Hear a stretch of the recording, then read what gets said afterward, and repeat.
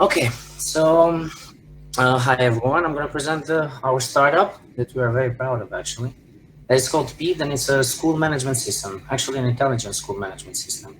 So I want to start first why we exist. We exist for a lot of problems, but I want to just state three of them that are the most important. So we have a loss of data due to scattered information in different formats, like lack of communication with parents, and thus leading unhappy customers to the school, and low efficiency on decision making, creating unhappy teachers, parents, and then high cost to schools as a outcome. So what is our unique take, right? So we are trying to centralize all the data flows in and out of the school, innovative workflows, sending required information directly to parents in real time. So this happens because of the very unique design that we have, and I'm going to go on it a little bit on more detail later on. So real-time data analysis, making clear definition of problems inside the school. So right now, the director of the school are not just having just out of the blue decision, but now they're having decision based on data. So P is a web app and also a mobile app that interacts in real time 24/7 actually with school and parents. So we give to the teachers, we give them tablets and they enter to the system, and the system is very user friendly and actually is built with teachers behind the platform, because we had some teachers that helped us to design and to understand mostly on the user case. And then we decided to implement this in one of our customers that actually is the first customer that we have for testing. So on December 2018, we have a problem recognition. On December 2019, we had an MVP creation and testing phase. And on January 2020, we have our first client implementation for testing purposes. As you can ask, also is the timing. Why now, right? So managing schools, as we understand, is that keeping up with its components is very hard from the school directors. So the problem with this stuff is that they lose a lot of money in the process. Not only a lot of money in the process, but also have unhappy customers and low retention rates throughout the years. So we just don't create added value to the stakeholders, but also it becomes a necessity because we keep all the stakeholders in the value chain happy along the way. So the target market is private school and elementary schools and high schools, and also the parents of the schools. The market size, as you can see right here, is 31 million. Is the total available market, but our market is 2.1 million. That's actually only in the capital city of Tirana, the capital city of Albania. That is the serviceable, obtainable market. The business model, we have a subscription model. They pay €5 per month per kid for the ranges of 150 to 350, but actually it changes, depends on the ranges, it changes. And we have the enterprise package that we make custom-made service based on specific client needs.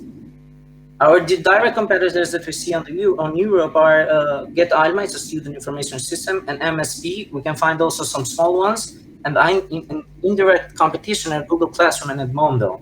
These are some indirect competition that do something like us, but actually are used for some different things. So competitive advantages, we have advanced analytics, we have fast delivery on new requirements and on changes from the state guideline, and we are in direct contact and daily contact with teacher for the ongoing implementation process. Plus it's super easy to use for the teachers, that those are the barrier entry point in this one.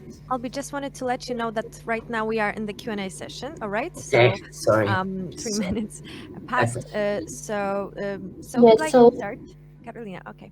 Go. Yeah, I think this is my turn right now. So so this is the end of the pitch deck, right? Because I would love to see it till the end. Yeah, it's almost the end. So we have the awesome team, of course. We are two founders. Yeah, this is what I'm about to ask. So can you tell me something more about the team, and if you have any more slides then to show it? For the team, actually, we are only two people. Then the slides, just a minute. We are only two people. So we are, I am the business developer, and we have the technical guy, that is Gary Avrazi. I'm Albi. So the idea is that actually we're not, part of our team are not the teachers that I mentioned before, but they were part of the process due to the fact that we have some good relationships with a lot of teachers, actually.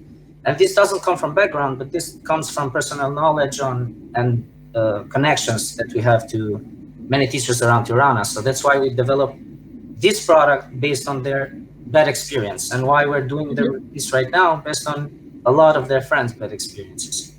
And how are you planning to overcome the challenge of customer adaptation in this sector? Because you are targeting quite a stable and traditional market. Yeah, so what we had the problem, that's the problem we had in the beginning actually, when we tried with the testing customers. So we go with the testing phase, and we have a problem of adaptation from the teacher. So what we do is we give them tablets, first of all, so we break the first barrier entry, that is technology, right? And after that, we have a very intuitive user friendly experience based on totally, it's like dumb-proof design that actually the teacher can really use them very, very easy. So that's that's the easy point that we're trying to, that's the design side of the system that tries to tackle all these problems. So Okay, so when scaling this project, you will each time have to go directly to a teacher, give him the tablet, and then show that the system is very intuitive? Right now we're doing it with schools actually, and teachers are part of the process. But actually, right now that's what we're doing. So we're doing door-to-door meetings. And how about in the future? If you want to grow this business, how would it look like? Yeah, that's not the case in the future. Actually, in the future we have a problem in long term to just expand and make it more lean platform. So we're still developing that to make it a more lean platform, so it would be easy also for registration, and they could do the process all by themselves. So the only barrier when we would try and expand is just schools at that point, are not teachers. Teachers are it's gonna be easy link in the process, but the schools is gonna be the next obstacle for us that we're gonna pass, of course. Okay. Thank you, Mary. It's your turn. Thanks. I have two questions, and I'll let you decide because there's not a lot of time. One is, what did you learn from the pilot in January since then? And the second one is, how have you been impacted by the COVID-19 situation? Yes, I'm going to choose the COVID-19 situation. I assumed that, yeah.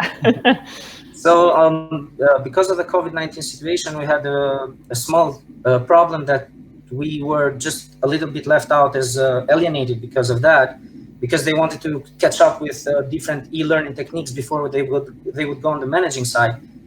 And then they decided they want to go back on the managing side because they understood that the problem of scattered data was more convenient at this point right now. So it's actually COVID-19 is making it very easy for us and them to understand that technology is very important at this point, and this is a necessity, not just nice to have.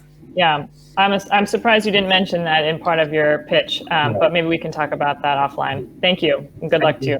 Thank you. Bye. Thank you, Albi. Thank you. Thank you.